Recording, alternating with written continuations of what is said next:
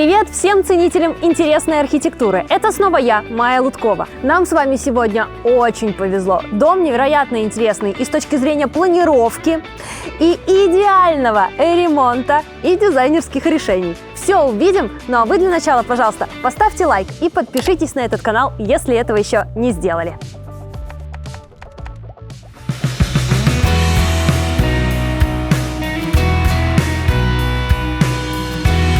Сегодня мы в 10 километрах от Москвы по Пятницкому шоссе в закрытом коттеджном поселке под названием Residence Club. Здесь есть и небольшие коттеджи, и роскошные дворцы. Но главная особенность этого поселка – свой собственный закрытый парк с озером. В нем плавают рыбки, их можно даже ловить, рыбачить и бегать. Мы подробно рассмотрели этот закрытый парк в предыдущем выпуске блога про этот коттеджный поселок. Оставлю ссылку в описании, там заодно и дом. Просто обалденный мы вам показали. Но дом, который я вам сегодня покажу, вообще, пожалуй, единственный такой в России. В первую очередь и за фасад, и за планировку, и архитектуру. Вообще просто потрясающе. Но главное в этой истории то, что дом от начала и до конца построила одна компания. Сама спроектировала, сама построила, сама сделала интерьер. И даже заморочилась с забором. Посмотрите, какой необычный. Состоит из таких металлических листов. Так прямо смотришь, все видишь. Под углом смотришь, прям непроглядный забор получается. Необычно. Пойдемте посмотрим, что находится внутри.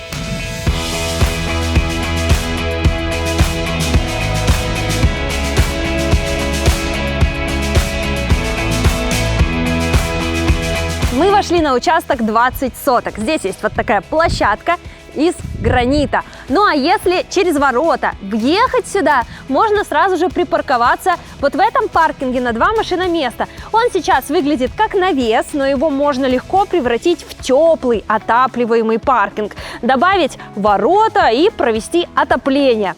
Ну а что касается нашего сегодняшнего дома, то мне он очень нравится с точки зрения архитектуры. Вы посмотрите, какие формы, какие интересные перепады высот. И, конечно, отделка. Белая – это известняк, черная – это гранит. Ну а каркас монолитный. Сбоку на фасаде находятся водостоки, и они внутри содержат греющий кабель. Впервые такое встречаем. Этот кабель зимой становится очень теплым и таким образом топит снег и лед, чтобы он превратился в воду и ушел в канализацию. Никакого застоя льда. Все растения здесь на капельном орошении. То есть включаешь воду, и через дырочки специальные в этом шланге происходит полив.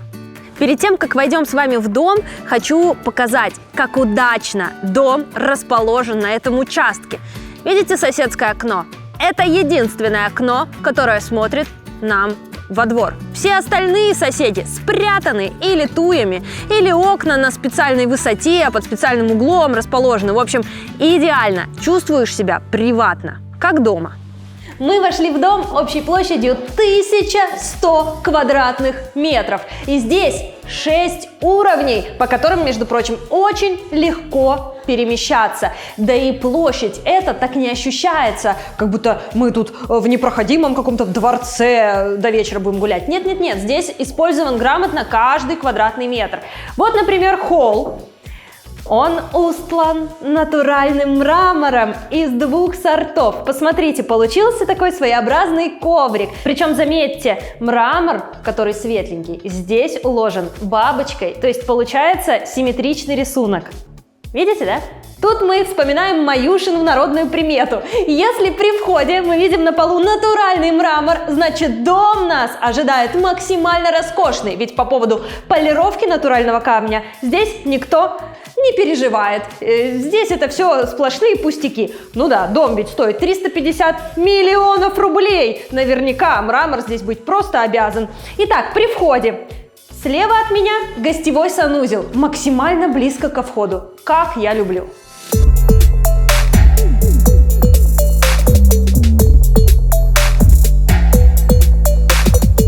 Здесь есть фишка, которую мы встречаем впервые. Посмотрите, устройство в стене итальянское. Это автоматический ароматизатор воздуха. Нажимаем вот сюда на кнопочку. Слышу небольшой шум, потому что сюда начинает дуть ароматизированный воздух. Напротив гостевого санузла большая гардеробная со своим собственным окном. Посмотрите, как много полочек.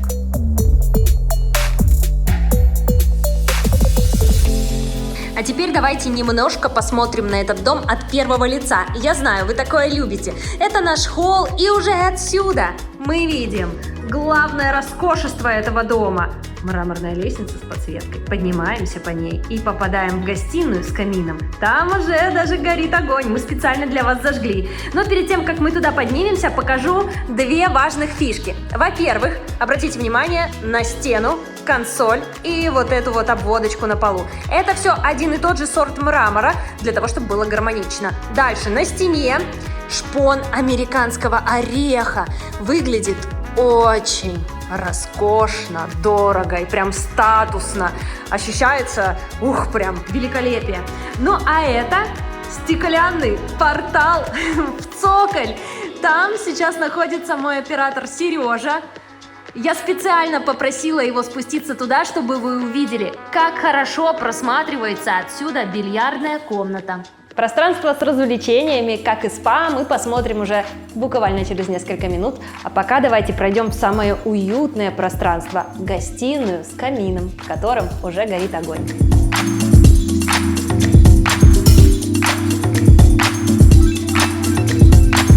Это, пожалуй, не просто гостиная с камином, а полноценный атриум. Так в древние времена называлось пространство между домами, где горел огонь, и все люди грелись у него. Ну и сейчас, конечно, у нас один единый дом, тем не менее, в центре внимания вот такой интересный камин с обзором на 360 градусов, и труба уходит высоко-высоко наверх.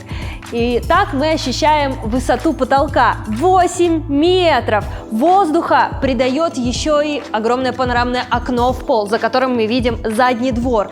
Ну и, конечно, вы не могли не заметить большой аквариум с рыбками. Таким образом, здесь в одном пространстве сочетаются три стихии: огонь, вода и воздух. Главное удовольствие этого дома заключается в том, что он не глубокий. То есть мы вот стоим, здесь видим окно, там в просвете второго этажа видим окно, поворачиваемся, снова окно, и здесь тоже улица.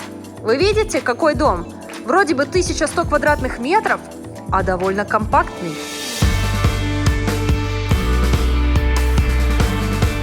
Очень классно круглую форму камина повторяет вот этот диван такого глубокого синего оттенка.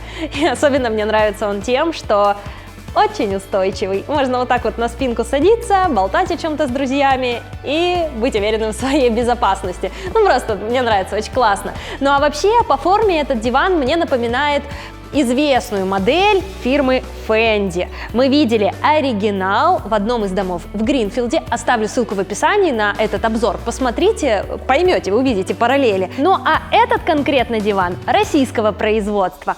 Называется фирма Zilli Home. И это дочка большой компании под названием Топ Дом, которая спроектировала этот дом. Вообще всю планировку продумала. Абсолютно полностью сделала весь ремонт, разработала дизайн и мебель тоже. Большая часть – это их производство. То есть, понимаете, одна российская фирма способна создать дворец такого уровня масштаба и качества. Это очень приятно и прям даже гордость какая-то берет. Согласитесь? Очень приятно. Поэтому я всегда с удовольствием делюсь подобными контактами с вами, чтобы вы знали, у кого золотые ручки, кому можно смело обращаться. Все ссылки в описании, посмотрите, есть разные варианты у них и дизайна, и коробок домов. Может быть, что-то тоже приглянется, вам будет интересно поизучать на досуге. Ну а мы таким образом сделали буквально пару шагов и оказались уже в столовой. Здесь очень необычный стол. Верх из керамогранита, низ из толстого стекла. Ну, дорого и роскошно. Вот эти, правда, стульчики все-таки итальянские. Ну, а дальше у нас уже такая небольшая зона кинотеатра. Но на самом деле здесь в Цоколе есть большой полноценный домашний кинотеатр, даже со своим винным погребом, скоро туда дойдем. Но здесь меня даже привлекает не вот этот серый диван той же самой российской фирмы, а панели из шпона американского ореха. Я такую дизайнерскую фишку встречаю впервые. Вот давайте мы поймем, для чего они нужны. Во-первых, это просто красиво, правда? Вот такие вот 4 колонны. Но если вдруг вы захотели посмотреть там телевизор, то можно эти колонны вот так вот бочком повернуть. И тогда там, где вы смотрите телевизор, создастся дополнительная, пусть, конечно, не полноценная, но звукоизоляция. Все, вас не видно, не слышно. Так, надо только научиться это все очень ровненько выставлять. Во! Мне кажется, красиво. Но все-таки, когда эти панели открыты, дополнительный воздух и лучи солнца по мрамору создает особое настроение. А как дела на кухне? Пойдемте посмотрим.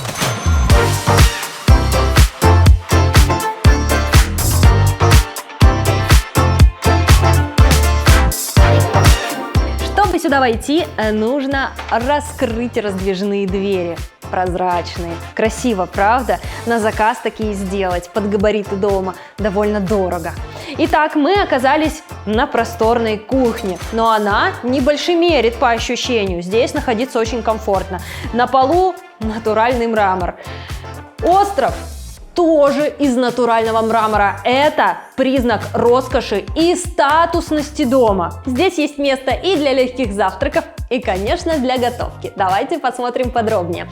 Здесь электрическая плита на 4 комфорки. Фирма Фауцук. Это такая фирма, которую покупают тогда, когда у вас уже в жизни все есть, и удивляться нечему. Ну а пока у вас такой техники нет, я вас немножко удивлю. Над этой варочной поверхностью находится вытяжка той же фирмы Фауцук, и она считается самой тихой в мире. Давайте проверим, так ли это. Включаем самый мощный режим. Ждем, слушаем.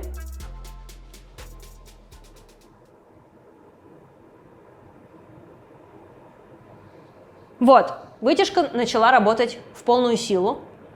Я, конечно, слышу шум, но я убеждена, что даже в столовой его будет совсем незаметно. Хотя я знаю, что у некоторых вытяжка такая, что бу. Это явно не тот случай.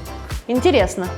Барная стойка на острове, как и фасад кухни, отделаны шпоном американского ореха. И это тоже тот же самый российский производитель. Даже не верится на самом деле, как здорово. Напротив острова рабочая поверхность тоже из натурального мрамора. Кстати, сорт невероятно красивый. Серо-розовый такой, персиковый, я бы даже сказала. Здесь у нас раковина, даже целых 2. Рядом посудомойка той же швейцарской фирмы Фауцук, космических масштабов.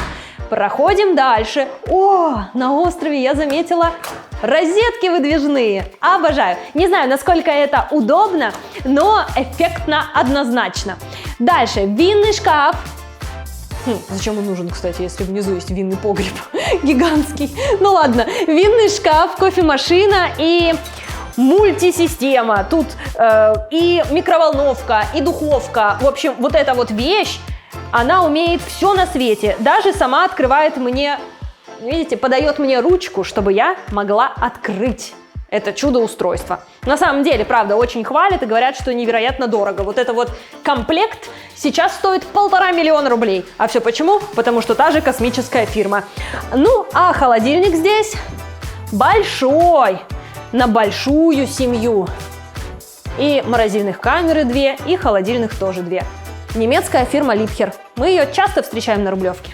Из кухни мы можем выйти на большую просторную террасу. Отсюда хорошо видно наш внутренний двор. Посмотрим его буквально через минуточку. А пока оцените пространство. Здесь летом можно поставить плетеную мебель с зонтиками, да, и прекрасно проводить свое время. Ну или сидеть и мечтать, глядя на вот этот соседский замок.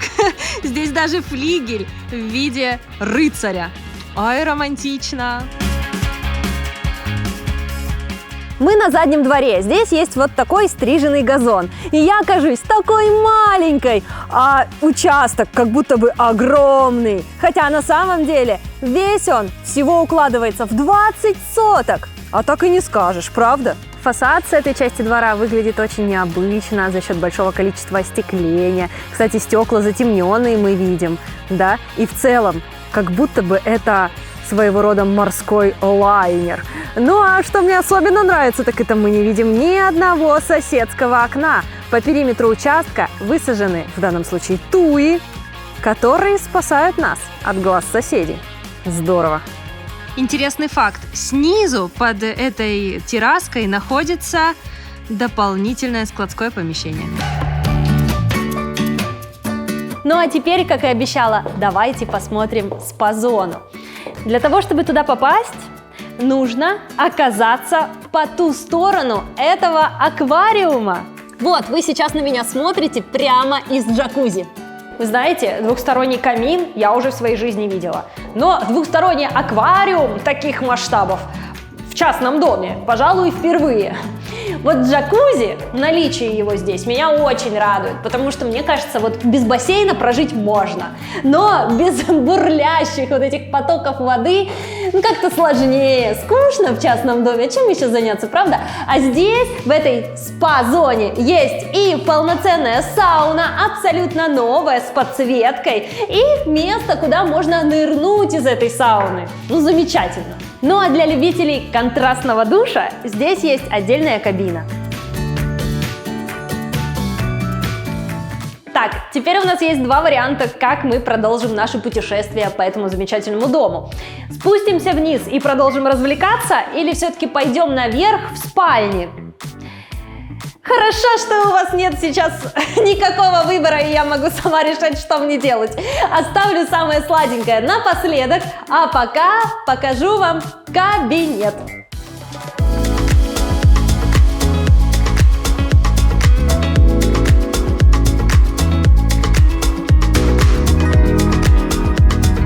Это, пожалуй, самый здоровый кабинет в моей жизни. Здесь около 60 квадратных метров, ну, больше 50 точно. И меня это пространство, между тем, совершенно не пугает. Знаете, прям комфортно. Ну, представляете, вот такой диванище, приходишь пообщаться с мужем, например. И общаешься, можно здесь и ночевать его отправить в самые суровые времена. Но больше всего мне здесь нравятся две вещи. Во-первых, это общий дизайнерский код этого дома. Вот знаете, как бывает? Попадаешь в какое-нибудь пространство дома, и кажется, как будто это вот вырезанная из контекста комната, которую можно вот так вот взять и вставить в другой дом. А здесь, в какую комнату ты бы не попал, ты понимаешь, где именно ты находишься. Конечно, понятно, что ощущать это помогают материалы. Допустим, американский орех, да, он присутствует практически в каждой комнате, и натуральный мрамор конкретных сортов. На самом деле, мне кажется, это удачная идея.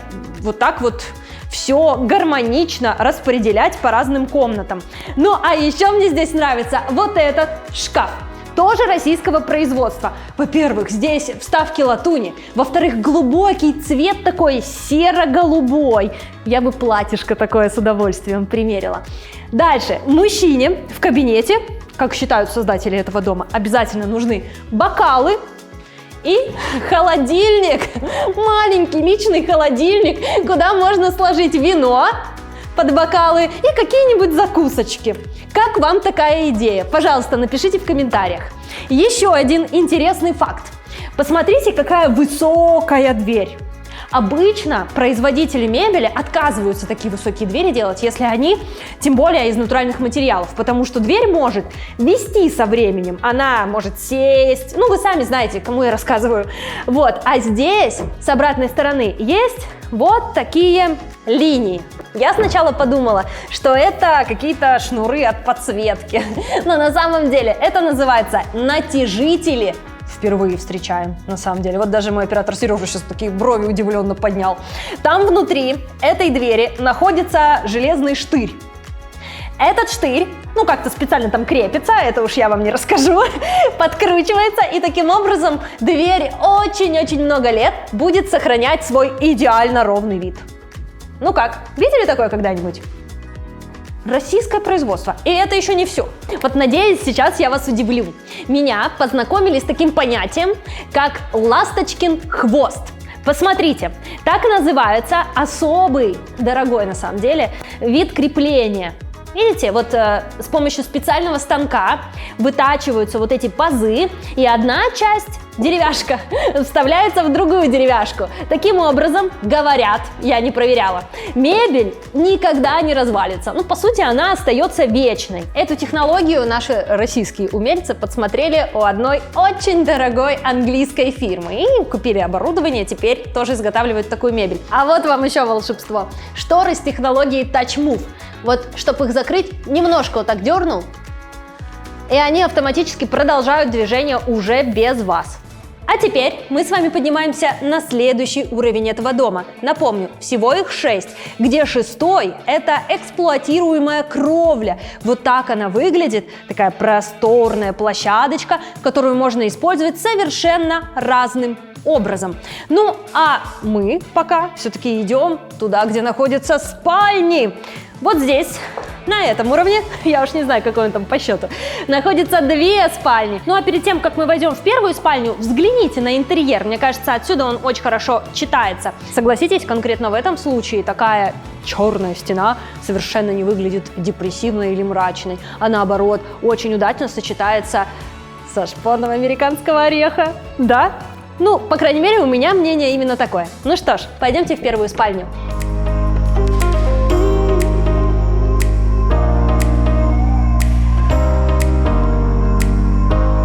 Вот так выглядит первая спальня. Она очень светлая, и мне кажется, что рассчитана на подростка, потому что есть место, где можно делать уроки.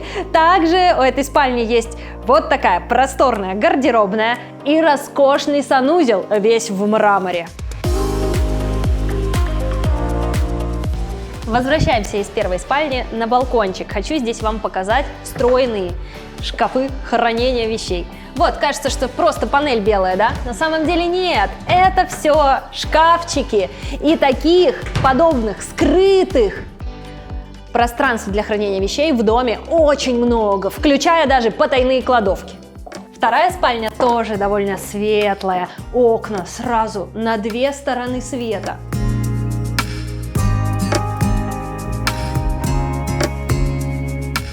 А теперь знакомьтесь, умный унитаз.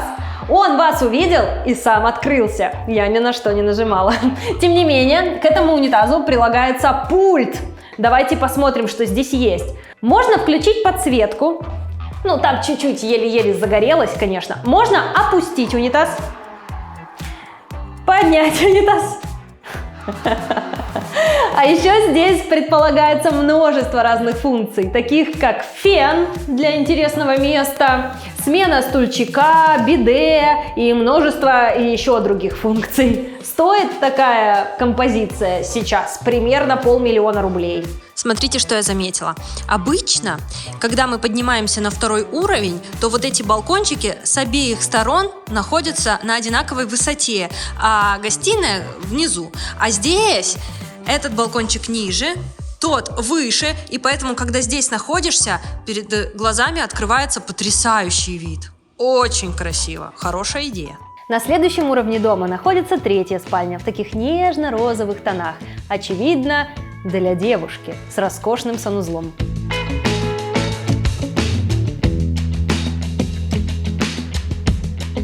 Ну что ж, а теперь пришло время посмотреть главную хозяйскую спальню, и потом уже пойдем в цоколь смотреть на бильярд.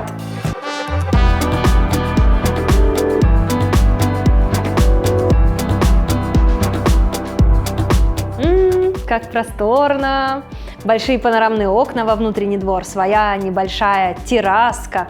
Ну а кровать эта, мне напоминает опять-таки Фенди. Мы в одном из домов видели примерно такую же на самом деле. Вот с этими выступами. Мы с оператором еще об них бились. Здесь они, слава богу, не такие выпирающие. Там прям целые площадки, знаете.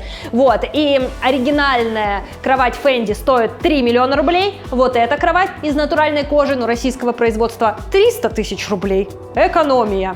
А в качестве, как говорит производитель, особо вы и не теряете. А вот гардеробная здесь отличная. Вот прям берите с нее пример, если вдруг себе будете строить. Во-первых, большой остров. Здесь есть множество мест для хранения всяких там галстуков. Вот такие выдвижные ниши, прям как в ювелирном магазине. На противоположной стене очень большой стеллаж для хранения обуви. Еще здесь есть вот такой лифт. Ну, называется лифт. Ух, тугой, еще не разношенный. И обалденные ниши. Сюда вешаем штаны, сюда складываем ремни. А еще здесь полочки с подсветкой. Вот кажется, что и что? А на самом деле, вот посмотрите другие выпуски блога. В космически дорогих домах иногда подсветки этой элементарной нет, а здесь есть. В мелочах все читается. Ну а теперь главное, хозяйская ванная, вся в мраморе и кварците с панорамными окнами на внутренний двор. Как же красиво, боже мой! Здесь я покажу вам еще одну технологичную штучку, которая на самом деле есть абсолютно в каждой ванне в этом доме.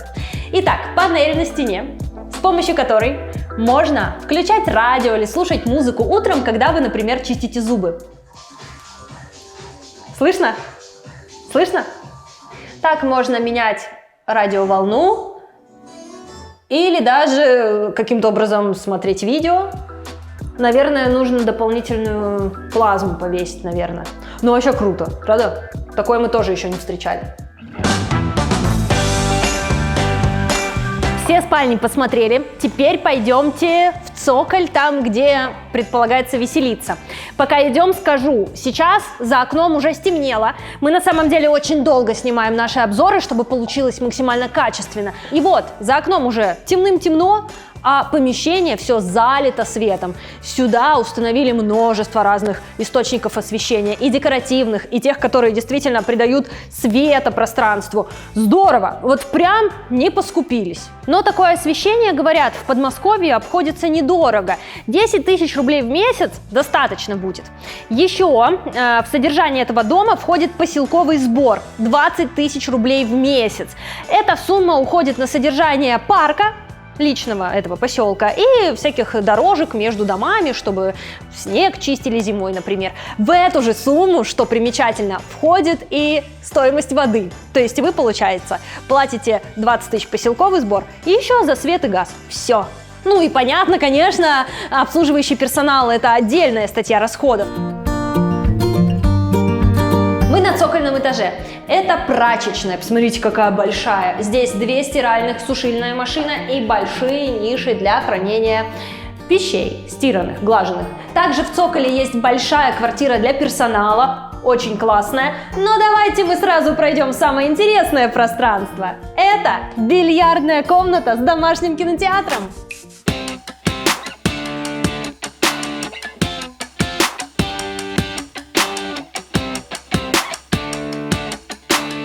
На полу здесь мягкий ковролин, как это и положено в любом кинотеатре. Только вот экран маловат, согласитесь. Хочется сюда все-таки большой экран с проектором. Правда, этот кинотеатр, скажем, весьма условный. Здесь не стали делать толстую шумоизоляцию, как в профессиональных кинотеатрах. Кстати, мы видели однажды кинотеатр, по-моему, за 30 или 60 миллионов рублей. Я оставлю ссылку в описании, посмотрите. Там вот прям вообще. А здесь такое больше пространство для тусовок, я бы сказала. А дальше вы посмотрите. Потайная дверь. Что же за ней находится? Винный погреб с подвесной барной стойкой и множеством ниш для хранения бутылок вина. И вот эта комната, надо сказать, сделана уже максимально профессионально, в отличие от домашнего кинотеатра. Это По большому счету, комната-термос, она сохраняет холод. По поводу холода, я знаю, вы не любите, когда видны кондиционеры, вы любите приточно-вытяжную вентиляцию. Кстати, в этом доме она есть, с системой кондиционирования, даже с увлажнением воздуха. Так что нигде нет кондиционера, кроме винного погреба. А почему? Потому что это особенный кондиционер, он специально предназначен для подобных помещений, потому что он может охлаждать воздух до 5 градусов тепла, тогда как обычные кондиционеры, по-моему, до 15, да, или до 14. В общем, так, можно долго хранить вино. Перед тем, как мы с вами войдем в еще одно интересное пространство, предвосхищу комментарии некоторых зрителей, которые пишут про подобные дома, что это стиль СССР. Как будто бы они такие стенки уже 50 лет назад видели, вот такие, в домах культуры. Я все читаю, друзья, все читаю. Но на это вам могу сказать так. На вкус и цвет, товарищи, нет, это понятно. Во-вторых, я понимаю, вы не находитесь здесь со мной вживую, поэтому в кадре может что-то там по-другому выглядеть. Может быть, правда, вам кажется это помещение душноватым за счет того, что много дерева. Но, честное слово, вот я вживую здесь нахожусь, и я себя ощущаю абсолютно гармонично. Вот знаете, я могу понять, когда входишь в дом из сруба дерева, где все стены рыжие, и вот эта рыжина может кому-то давить. Это я понимаю. Но в данном случае вот этот оттенок такой, знаете, цвет фундука, цвет ореха, вот молочного шоколада, он абсолютно не давит. Он, наоборот, очень приятный. Я бы даже не знаю, было бы здесь лучше, если бы стены были просто светлые или черные, или из мрамора. Не знаю. Мне кажется, что это хороший выбор. Американский орех – это как минимум статусно. Дерево, на самом деле, невероятно дорогое. Ну а теперь открываем еще одну стеклянную прозрачную дверь, похожую на ту, которая на кухне, правда? И попадаем в место, предназначенное под тренажерный зал. Здесь тоже мягкое покрытие, как вы видите, большие зеркала. А еще, что важно для подобных помещений, здесь есть несколько рядов розеток, чтобы можно было установить полноценные спортивные аппараты, как они называются правильно? Ну, в общем, беговые дорожки и всякое такое.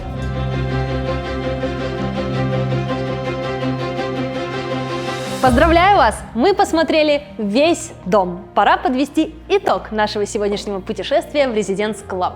Мне было очень интересно и приятно оказаться в таком пространстве. Дом в меру взрослый, абсолютно статусный. И здесь нет каких-то таких, знаете, странненьких ошибочек, правда? Все распланировано правильно, есть какие-то цветовые пятна, большие комнаты, много кладовок.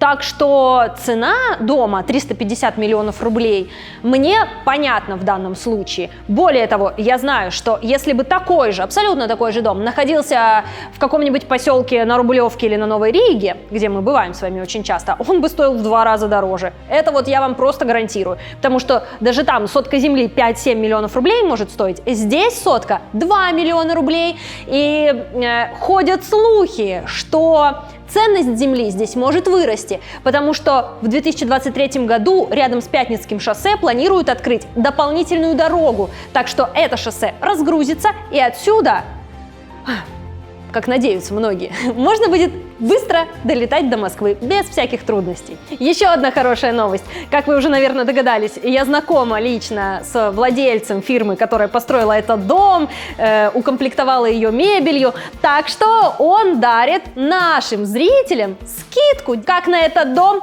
так и на мебель, на проектировку, дизайн интерьера. Короче, можете все что угодно заказать, сказать, что я видел обзор на канале «Я дома», где Маюша Луткова показала нам какой-то там интересный красивый дом, и он скажет: ага, хорошо, давайте сделаем вам небольшую приятную скидочку. Имейте в виду. Ну а теперь давайте подумаем, какие здесь могут быть минусы. Содержание недорогое. Интерьер прекрасный, фасад тоже очень интересный. С точки зрения функционала, конечно, не хватает бассейна, я думаю, некоторым из вас, мои дорогие зрители. Но у меня на эту тему есть предложение. Здесь на заднем дворе достаточно места для того, чтобы достроить бассейн и сделать какой-нибудь крытый переход туда прямо из спа-зоны. Но, конечно, понятно, что участок тогда станет меньше, ну, визуально, будет меньше травы. Но в то же время, вот, прямо за нашим забором практически находится прогулочная зона с озером. Найдется где погулять. Надеюсь, этот выпуск был для вас интересным и полезным. Вы подчеркнули для себя много нового и расширили свой кругозор. Я уж точно. Меня, как всегда, зовут Майя Луткова. Жду ваши комментарии. Напомню, я читаю абсолютно каждый комментарий. Отвечаю вам, ставлю вам лайки. Вы тоже мне, пожалуйста, поставьте лайк и подпишитесь на этот канал, если этого еще не сделали. Мы с вами обязательно продолжим встречаться каждую неделю в будущем.